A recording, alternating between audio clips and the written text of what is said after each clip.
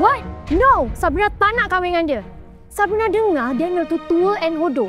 Sabrina ni anak keluarga Hassan. Kalau kahwin dengan dia, malulah ya. Kau ngajar kau Kau tahu tak? Keluarga Razak tu, martabat dia lebih tinggi daripada keluarga kita tau. Lagipun, kalau kau kahwin dengan dia, kita mendapat banyak projek. Dan berpelaburan pun banyak. Ayah, cakaplah apa pun, Sabrina tetap takkan kahwin dengan dia. Reputation dia tu dah lah buruk. Kalau Sabrina kahwin dengan dia, apa orang cakap pasal Sabrina? Tapi dia tu pandai berniaga. Dia pandai cari duit. Mama, tengoklah ayah ni. Darling, kalau anak kita dah tak nak, janganlah paksa dia. Kan Sabrina? Apa yang nak jawab dengan keluarga Razak?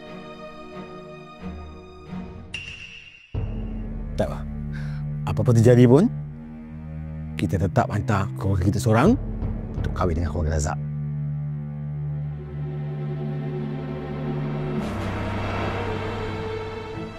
Apa?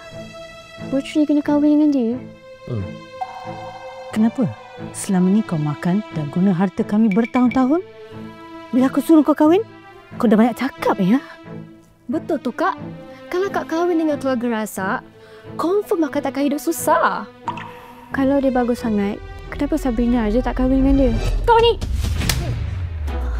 Dah besar panjang masih misah orang Aku suruh kau kahwin je pun. Banyak pula kau cakap. Sabrina ni muda lagi. Engkau tu yang sepatutnya yang nak kahwin. Papa buat semua ni untuk engkau. Demi masa depan kau. Kau ingat tak Uncle Wang kat kampung sebelah tu? Dia ada anak lelaki yang kurang syumat. Kalau kau tak kahwin dengan Daniel... Okey. Putri kahwin.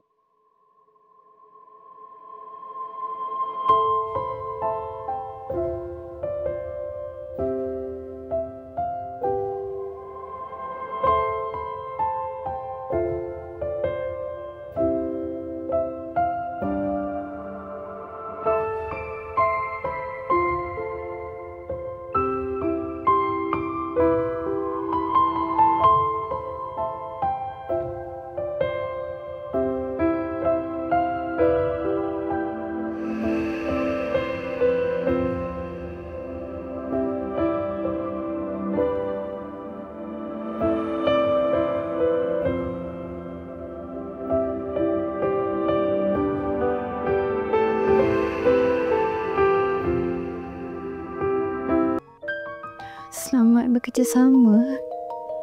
Kita akan berbincang lebih lanjut.